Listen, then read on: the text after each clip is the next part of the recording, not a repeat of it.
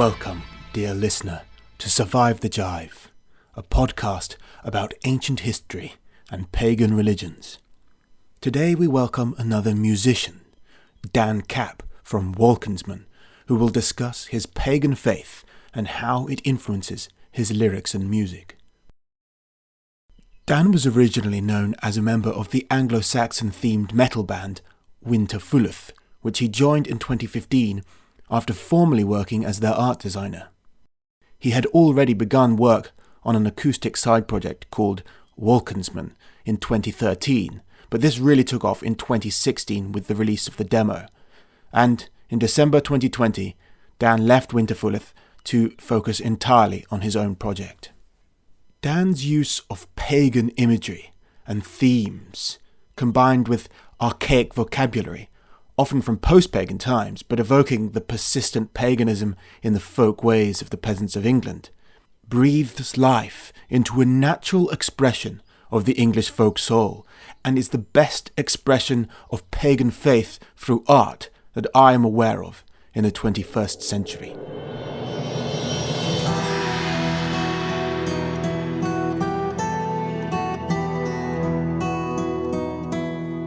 I first heard Wolcensmen first demo in 2016 when I was scoring a film about Sri Lanka, and I really liked the track Rings Like Wayland, and Dan Capp from Wolcensmen kindly allowed me to use it for that score. And then as I listened to more of his music, I got into the song Beneath the Wreath of Furs, which was to come out on the, I think that was on Songs from the Furgan, or was it on the demo, but I used that song to score a video I made in Sweden about a vitrified Iron Age hill fort in Uppland. And that same year, this Songs from the Furgan came out on Forst Records, and I loved it so much I decided to use the track 3, which is Sunna, as the theme song for Survive the Jive, which you've heard at the beginning of this podcast. And the song sounds a lot like a hymn to the sun goddess of the Anglo-Saxons, and I've had more than one commenter independently remark that it sounds like an Islamic nasheed for English pagans, and I think that's quite funny, but I chose it because I see the sun goddess as a perennial and unifying figure in Indo-European traditions, and because everyone loves the sun, especially us in England, where it's very rarely seen. But I want to welcome Dan Capp of Wolcensmen to the Survive the Jive podcast, and begin by asking you about the theme song, if I may. Has anyone ever said to you that they associate that song with this channel? Hey Tom, it's an honour to be here. I mean, I know a few people that have commented on posts and things to say that they discovered Wolcensmen through Survive the Jive. So it's been kind of a kind of mutually beneficial arrangement, really, with your use of that song. I think that quite a few people seem to appreciate it as your intro song, and in turn, quite a few people have discovered Wolcensmen because of it. So I've definitely had comments to say that people know it because of Survive the Jive. Oh, that's good to hear. But has anyone compared it to a nasheed? Have you heard that one? I think I've only heard you refer to that. But no, I've not heard anyone specifically liken it to a nasheed. I mean, I'm not that familiar with the concept of what a nasheed is.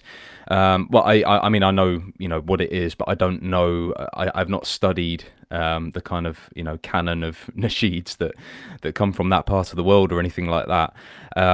It was just a very organic kind of creative expression of music and worship, I guess, from me. I didn't try to achieve anything with it. It was just a very simple song I wrote. Yeah, I think it's simplicity is the key there, and I think that's often the way for devotional music.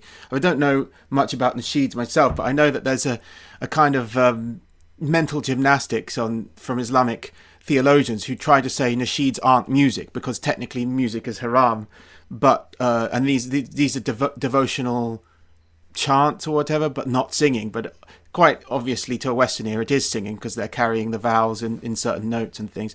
So it is a type of music, but the simplicity sort of works well in devotional songs, in my opinion. Yeah, and I'm really glad that that's helped to grow your channel, to grow awareness of your fantastic music. But I was, of course, aware of you before from Winterfylleth. Winterfylleth is one of the main bands in the UK who's brought Anglo-Saxon themes into heavy metal music. So I was delighted to learn that you had an acoustic side project. I was going to say actually that I actually Sunna almost didn't make it onto the album because I felt it was too simple. It was too kind of childlike almost. So I really kind of ummed and ahed for a while about whether to even include that on Songs from the Fergan. But it's since gone on to become a kind of defining song. That's really interesting. It's funny how weird works, how the fates can play things out. I definitely think, I mean, when the first songs from the demo that I liked, it was mostly what appealed to me was your guitar, your acoustic guitar, quite intricate and delicate plucking. But then like when the songs from the Fergan came out, the songs that I used, the Sunna, which is, as you say, very simple. And then also, I really liked the stuff you did with Grimrick, with the synth. So it was a completely different sort of thing that I enjoyed about it from what was on the demo. But then I think you've brought those different elements together quite well subsequently in the songs from the Mer EP. I really enjoyed the Lady of the Deep song from that, and also many of the songs on Far in the Whitestone. Let's just talk about Songs from the Mer, if we may, for a second, because I thought that Lady of the Deep song is a bit like I presume is about the Lady of the Lake from Arthurian literature, and the spelling of the lyrics is very Middle English. So I thought that was perhaps your intention, but there are some older Anglo-Saxon sort of hints here and there, and a kind of. But overall, I thought that sort of waiting, it seemed to be the lady is waiting for a virtuous leader to come, take the sword, just like many people in England are waiting for a virtuous king or leader to save our country or something. Am I picking up on things that were never intended there, or what was the meaning of the song? No, you're spot on. No, that was absolutely the intention with that song. I wanted to write a kind of a more complex devotional hymn to the Lady of the Lake, and the whole concept of the marriage of the king to the land, and the representation of the feminine in that being the Lady of the Lake. So it's heavily inspired by Arthurian lore, as well as there are some nods in there to the sagas with the sword in the tree. Is it Sigurd? I believe that pulls a sword from the tree in Germanic lore. Yeah, in Volsunga Saga. In the Volsunga Saga, yeah, correct. So I wanted to kind of create this kind of almost pan-European take on the Lady of the Lake mythos. Through the mist, there I saw her black robe lapping at the shore, shale and sheen, wrought by time, still unwavering,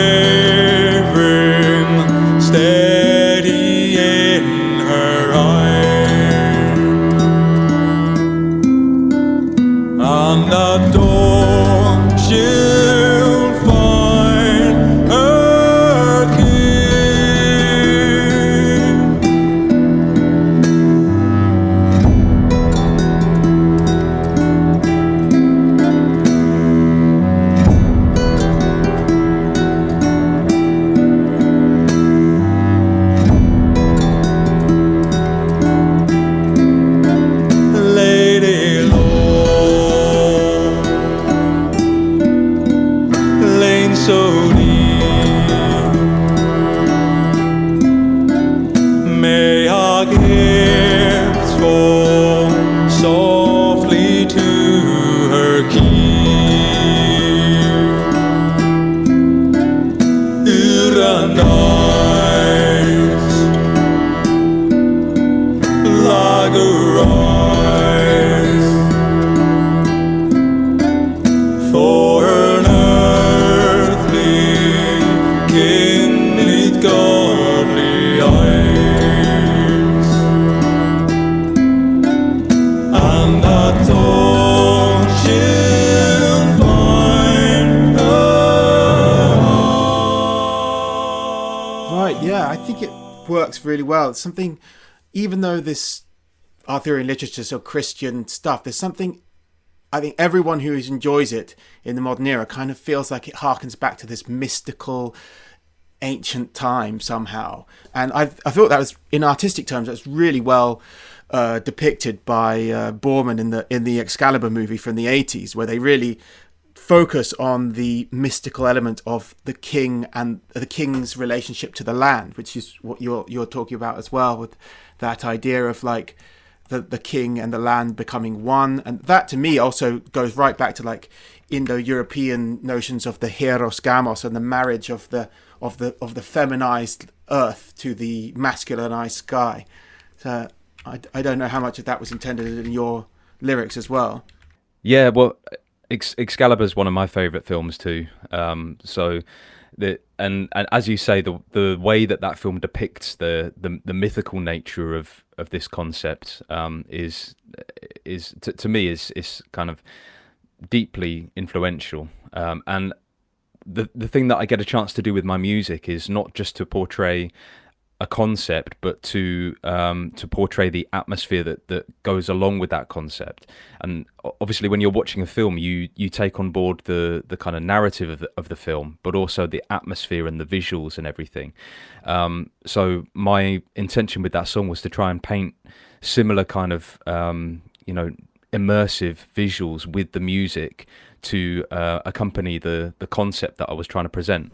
Yeah, I guess that kind of that atmosphere of combine is also created by the same sort of thing that's in that film is actually created by some of your songs as well. It reminds me of the same thing, like in the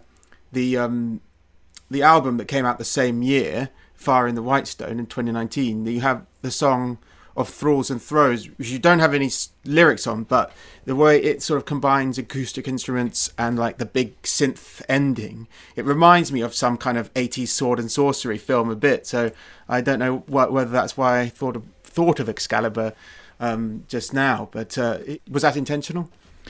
What to kind of evoke those kind of those kind of feelings and atmospheres, particularly in that song of Thralls and Throes. Yeah. Yeah, well, I mean, the thing is with of Thralls and Throes, that's on the album Fire in the Whitestone, which is a concept album. So each of the songs on that album depicts a part of the story that I wrote to accompany that album.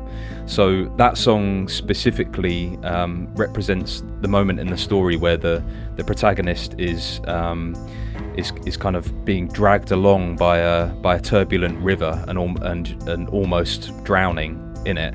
So it begins somewhat calm with acoustic instruments and then develops into this kind of full-blown strange juxtaposition of acoustic and electronic synth instruments. And that was a good opportunity for my friend Grimrick, who also contributed the synth to Neath, a Wreath of Furs from Songs from the Fergan. I mean, with my music, I really love on my albums to have a wide range of textures, so that it doesn't feel in any way one-dimensional. You know, the last thing I want is someone to listen to one of my albums and feel that it sounds kind of, you know, similar and in the same gear from start to finish. So I like to deliberately try and introduce these almost unexpected textures with, you know, the electronic synth in there and things. So yeah, I mean, I've got no problem with however people interpret them. If someone hears that song or any of the songs and hears kind of sword and sorcery kind of vibes, and that's totally fine with me. My goal is just to try and create the atmosphere that goes with that part of the story as best as I can. In the case of the first album, Songs from the Fergan, there wasn't an overall concept, so I was a bit freer to just kind of create whatever came out and then allow people to interpret it how they wish to. But on Fire in the White Stone, I was specifically trying to evoke certain feelings and atmospheres with each of the songs. I see. I think Fire in the White Stone was, really an amazing album, and I believe that your most popular song yet was on that album, Lorn and Loath, which I understand is archaic English for alone and unwilling, or is a rough translation, but very poetic lyrics filled with pagan imagery, which I take to be the lamentation of a man whose fate takes him away from his home, and where the barrow stands, which contains a woman that he loved when she was alive. How does this play into the concept album, the overall story of the album? Yeah, you got it exactly right there, Tom. That song represents the part of the story where the protagonist sort of semi-reluctantly departs from his home and from his loved one, because he feels that everything in and around his hometown has become stagnant. And even though he's not fallen out of love with his partner, he feels that his fate is drawing him elsewhere, at least for the time being. So he kind of reluctantly departs, and that's why, this idea that one of the lines is, if I remember my own lyrics well enough, referring to his home as a barrow, and the reason for that was because he sees everything in his home and his hometown as being almost stagnant to the point of dead, and the kind of life that he's seeking, at least in the foreseeable future, lies elsewhere. Weary earth far, will you smolder a while, warm her heart, Lorn and Loath,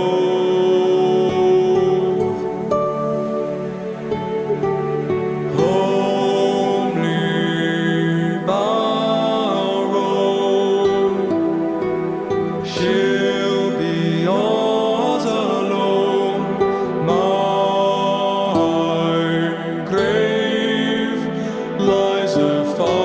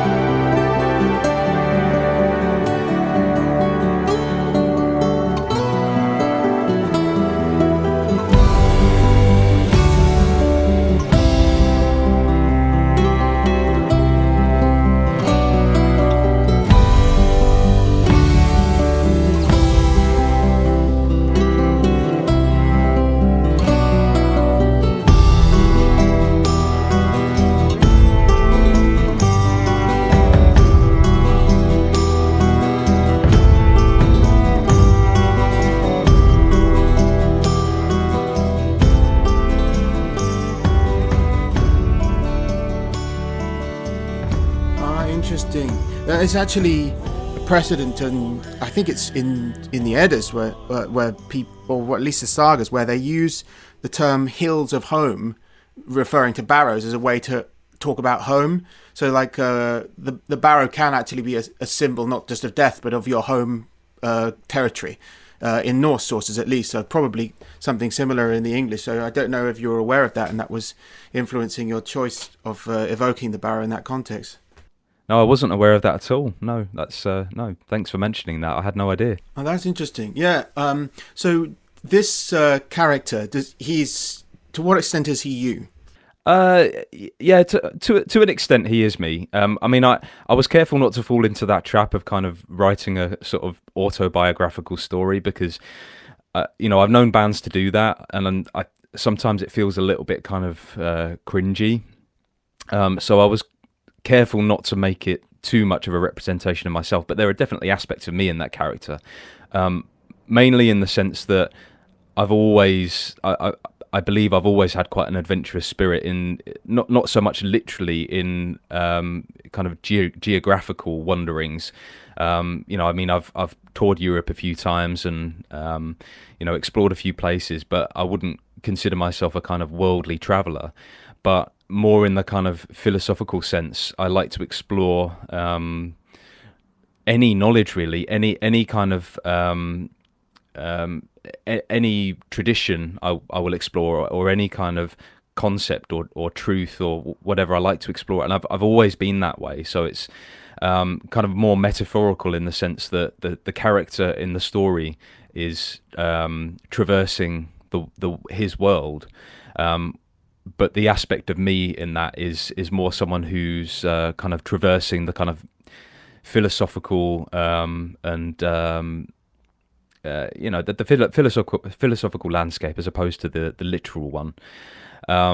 And yeah, I mean, there is also the sense that this sense of disillusionment with our societies as they are, which is something that's certainly grown on me in the last year, and feeling that our societies that we belong to could be much more vibrant, that they could be much more enlightened, much wiser, much fairer.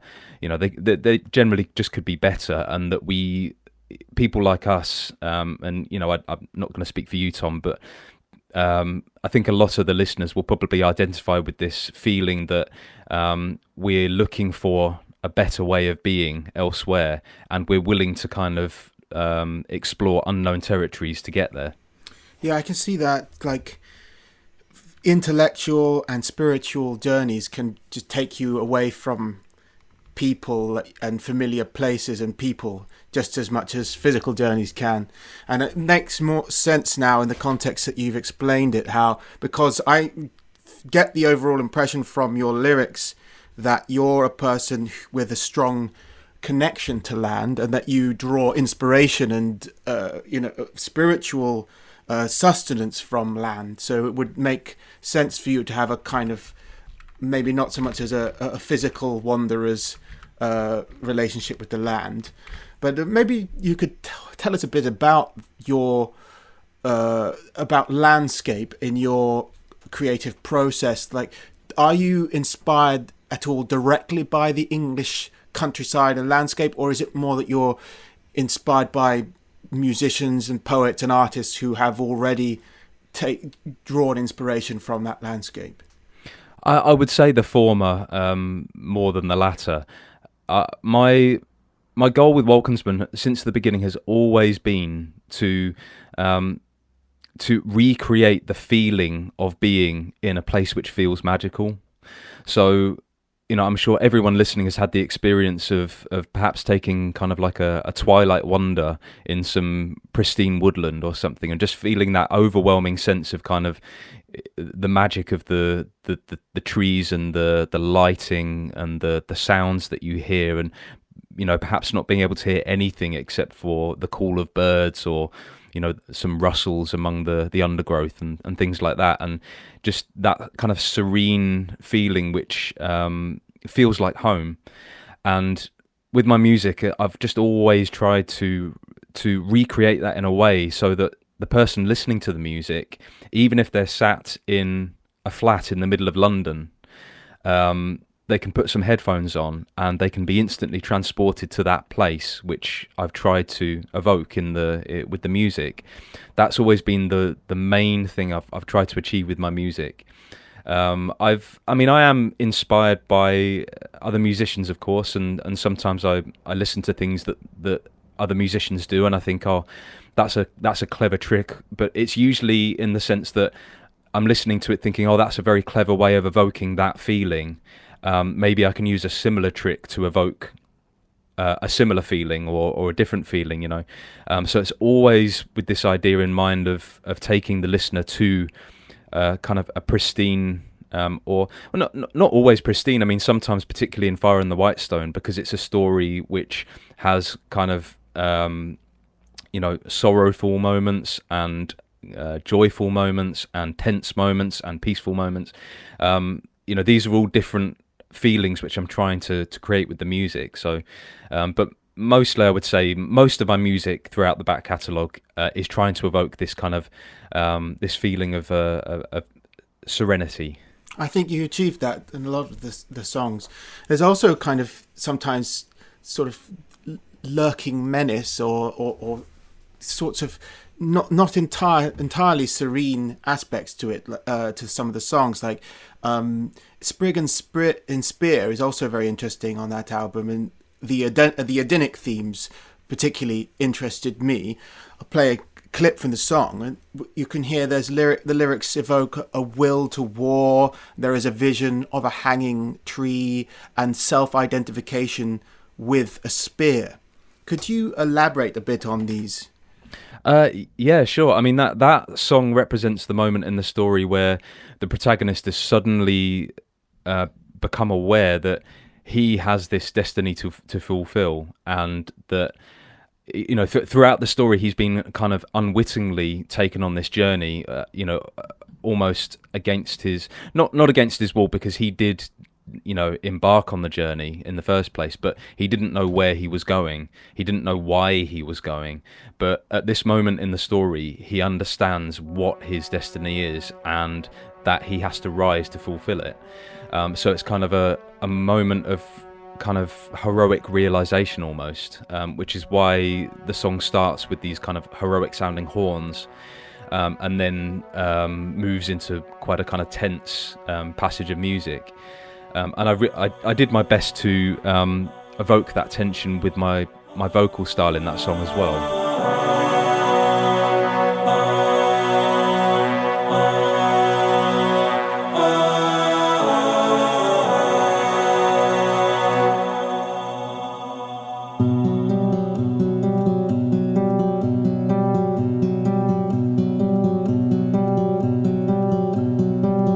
There's a shadow etched in stone of a likeness to my home, where I feast and born of war, where I feasted at the High One's home.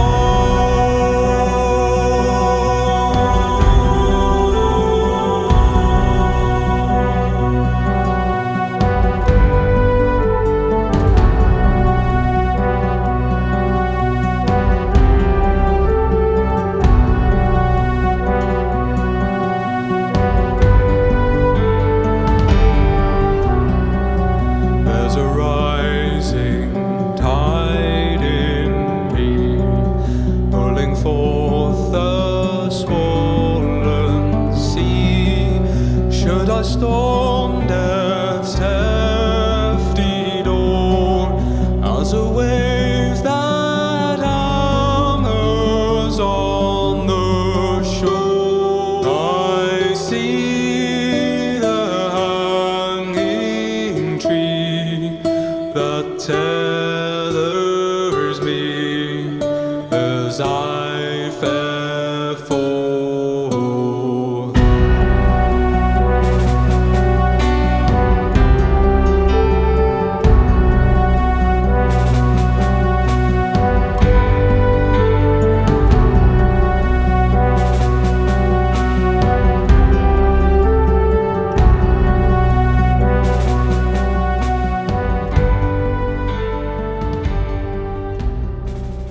It's with regards to the Odinic references, you're right, and you're the first person to pick up on that, Tom.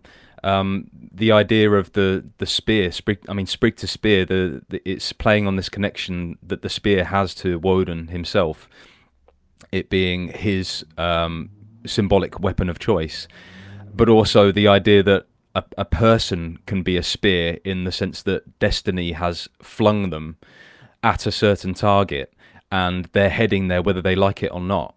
So this is where the title comes from as well. The character was this kind of this rooted Sprig, who, unbeknownst to himself, develops into this spear who has been flung at a particular destiny without him knowing until that moment in the song. So yeah, it's full of these kind of references to the fulfillment of weird and destiny and being. I mean, I use the word gar in there, the English rune representing spear as well. So I try to tie it in there too.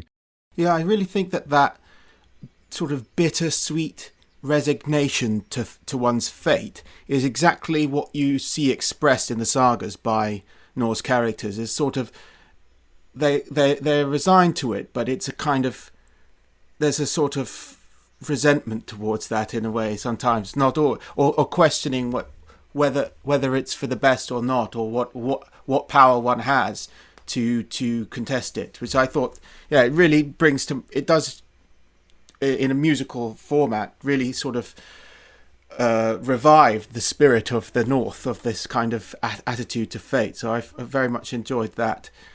I've seen in an interview you said that Wolcensmen is a religious band and it's meant to bring like-spirited people together and put them in touch with a forgotten aspect of human existence. So what do you do to put yourself in touch with that aspect during the creative process? Good question. I mean, most of, not just my lyrics, well, I mean, I would say basically all of my lyrics and all of my music, certainly the kind of genesis of the musical ideas, is composed while I'm out walking. I mean, I'm a dog owner, so every morning I'm up walking my dog, and that's kind of half an hour or so of my day where I can just focus purely on these kind of any sort of, it's almost a meditative time for me where I can just allow any kind of thoughts and ideas come to my head and flourish, and that's where musical ideas and lyrical ideas will generally come to me. So that's what I do. I try to make sure that I'm away from the kind of the usual demands of my day-to-day life, away from the computer and things like that, and away from other people as well, just to allow these ideas to come to me. I mean, whenever I get a chance, I'll take a walk. Beyond that, other than just walking the dog, I'll take a walk somewhere that I feel is an inspiring place to be. Or maybe I'll sit there for a while and allow things to come to me.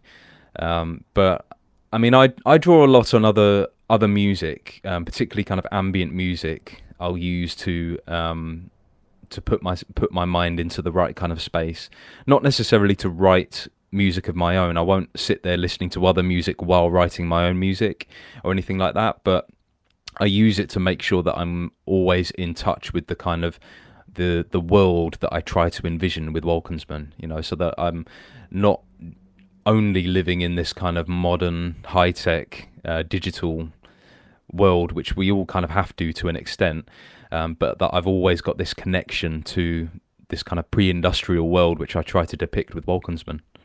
I'm interested also in how you think these ideas come to you, whether they're triggered by the process of walking itself, like the locomotion of the body, like it stimulates the mind, or is it the environment that you're walking through has an influence on it?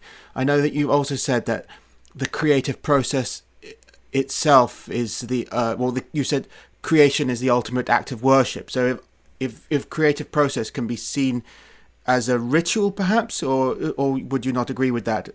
Yeah. Yeah, I mean, I've never thought of that specifically, but I guess it is really. I mean, I do believe that creation is the ultimate act of worship, because we've been given these creative gifts, and each of us has our own kind of strengths and skills and talents, and they come down to us from our ancestors, and depending on how you view things, from the gods. These are gifts that were given to us, and I see I can't really think of any greater way to honour our ancestors and gods other than to use the gifts that they gave us through our kind of descendants from them. So yeah, I do believe that. As for creation being a ritualistic act, yeah, I mean, it's just not very. It's not very formal. It's not very rigid. Certainly not for me. You know, there's not a specific time or day or place where I go to create music. I'm sure some people have that, and I'm sure it works very well for them. And maybe it's something I should try at some point. But for me, it's just whenever I get a chance to be away from my kind of daily demands, whether that be my day job, my family, household demands, whatever. Whenever I get a chance to be away from that, that's my time when I can just kind of indulge my own philosophical and spiritual kind of, you know, wanderings, and make something of it. You know, start to form these lyrical or musical ideas, and then bring them home and turn them into something more tangible. When did you become interested in paganism, or when did you become a pagan? And was this influenced by your involvement in the metal scene, or was it the other way around? Yeah, no, it was. And I'm gonna have to admit something now, which will probably be, you know, somewhat anathema to yourself and some of the listeners. But I would actually credit Varg Vikernes quite heavily with my kind of move into paganism, because when my spiritual journey is, you know, I was christened, even though I come from a non-religious family. It was just kind of a ceremonial thing that my parents decided to do for whatever reason. Until I was about, you know, 10 or 11 or something like that, I considered myself kind of a non-practicing Christian, I suppose. But then I discovered atheism, as many people of our generation, our millennial generation, do. But throughout all of that, I'd always maintained this fascination with the paranormal, and with these kind of otherworldly phenomena. So I realized, you know, as my teens went on, that actually I wasn't an atheist at all. I wasn't a materialist. So I started to investigate various different spiritual paths, and I mean, as I was a metal kid, I was heavily into heavy metal, particularly black metal. So obviously with black metal, you've got a lot of satanic imagery. Most of it's for show, and it's completely meaningless. But there are a couple of bands who had or seemed to certainly have a very genuine Luciferian belief system. But from there, as I started to research my own ancestral identity, and you know, I was listening to bands like Burzum at the time, and Burzum was one of the first kind of places where I was really introduced to the mythology of the Germanic peoples.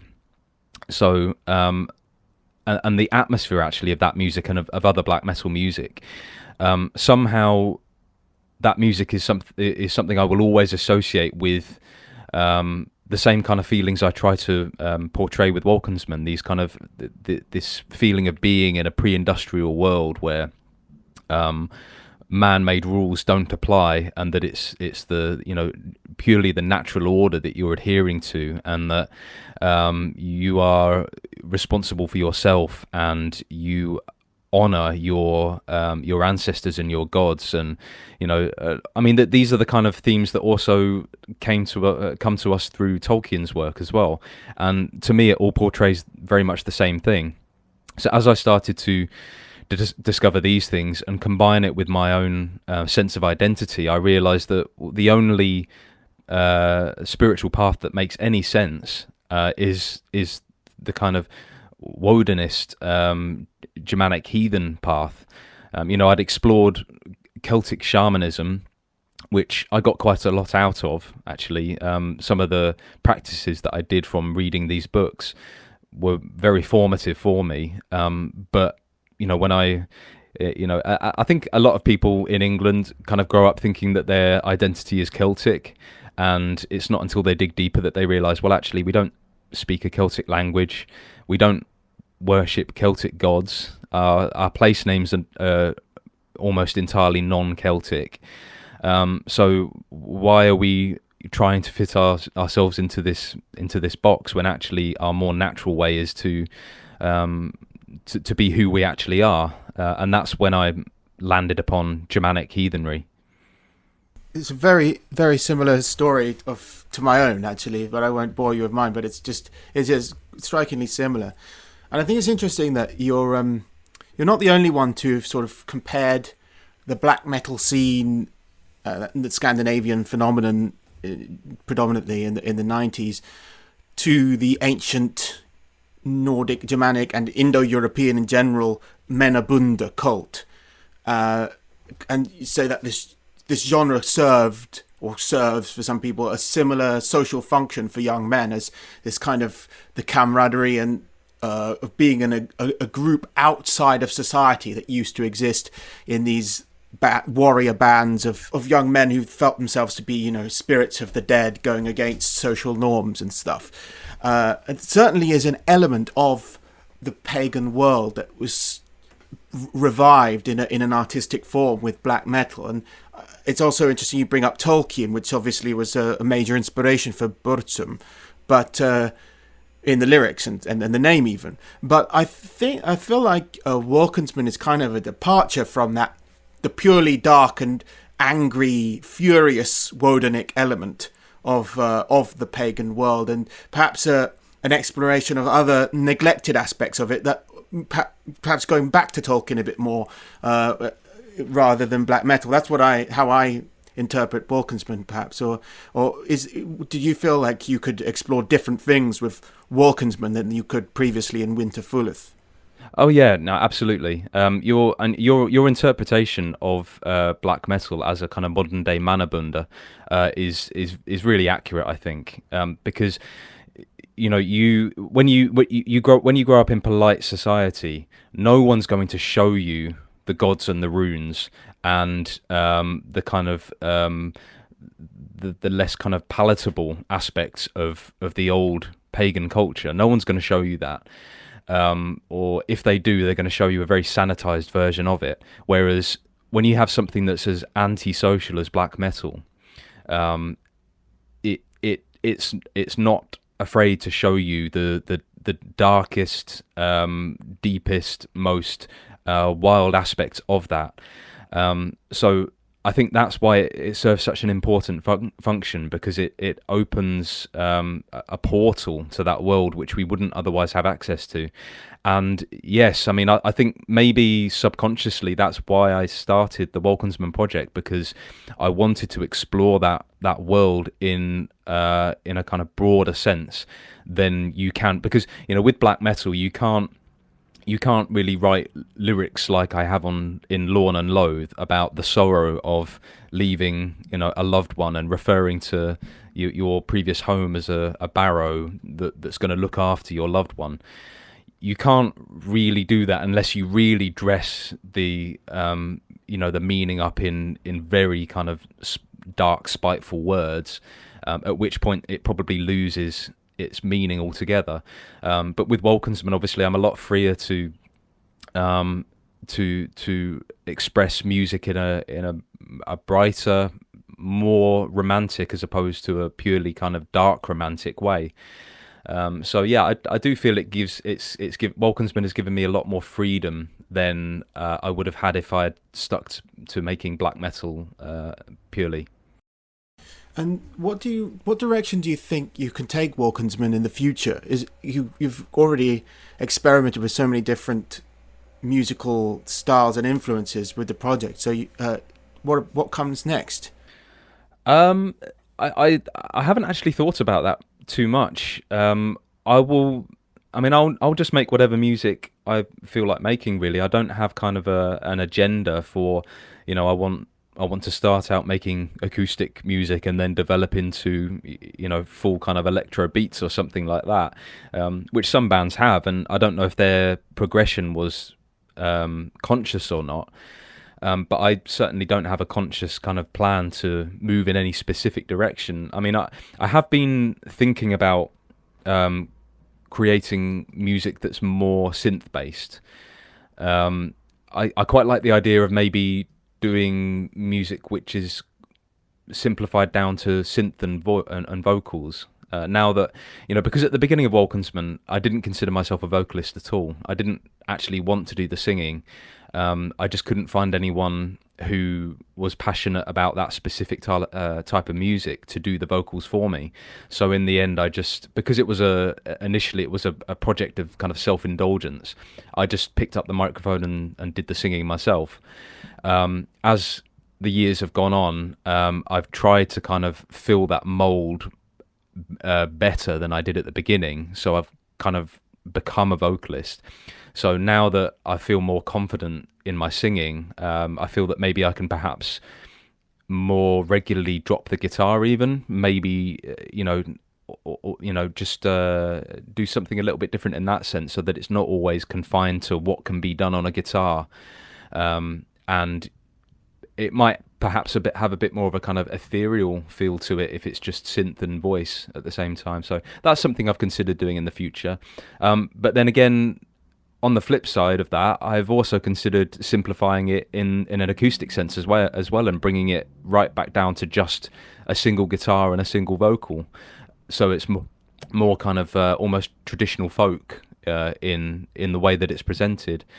So I've not been writing anything yet for any future releases, but I'm sure the inspiration will come. My focus has been elsewhere. Do you think the future for musicians like yourself is going to depend more on online and streaming revenue? Now everyone's so online all the time, and less on live performances, especially since now they're introducing all kinds of restrictions on those. Yeah, definitely. Yeah, I think it's undoubtedly going that way. You've got services like Bandcamp, who've now launched their own kind of live streaming service. So they've created a whole infrastructure on their website where bands can do live streams and sell tickets to their fans for live streams. So this is clearly a kind of a cultural shift which is meant to be permanent, or certainly is being considered permanent by important sectors of the industry. So, I mean, a lot of musicians are looking forward to going back out and playing live. I'm a bit more skeptical about that myself, partly due to my my personal position on the kind of lockdown restrictions and the what people are being asked to do in order to go back to social gatherings. But also, I just think that I think it's naturally going that way anyway. I think everything is going online. Live streaming is going to become a significant way that people will be experiencing something akin to live music. I don't know. I'm not really sure how I feel about that, because at the beginning of the lockdown, I did a live stream on Facebook, which was actually very popular, much more than I expected actually, and it went very well. But I've been reluctant. I watched that. Yeah, it went well, and I got a lot of good feedback from it. But on the other hand, I'm quite reluctant to do more of it, because I don't want to normalize it. I don't want people to become used to the idea that this is now how you experience live music, because it shouldn't be. It's not the same. And I really hope sincerely that we'll get the listeners here who are fans of you will get a chance to see you perform live in some context in the future. Whether that's in a pub or in a field, or whatever opportunities become available. And yeah, I think both of those are likely. That's what I've got in mind. That's how I see my future performing live, as being a lot more low key. So rather than in established musical venues in the middle of cities, I foresee performing in rural pubs and outdoor gatherings, for fewer people, and I'm absolutely fine with that idea. A pagan troubadour. Yes. Well, Dan, it's been a pleasure having you as a guest on Survive the Jive. I look forward to hearing more music from you in future. Before we go, could you please choose a song to play us out, something that you feel is representative of English paganism in music, and something that inspires you? How about we have Æcerbot by my other band Winterfylleth?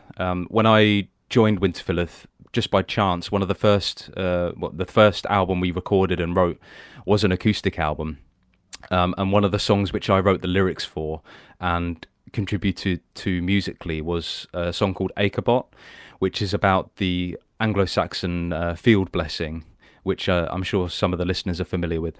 Yeah, it's a really interesting ritual, the full-on massive ritual involving the church, but also all kinds of incantations and ritual activities involving moving dirt about, and a ritual invocation of what is obviously an Anglo-Saxon pagan goddess called Erka, who I talk about in my recent video on Anglo-Saxon paganism. So yeah, let's have Æcerbot by Winterfylleth. And thank you again, Dan. Thank you, Tom.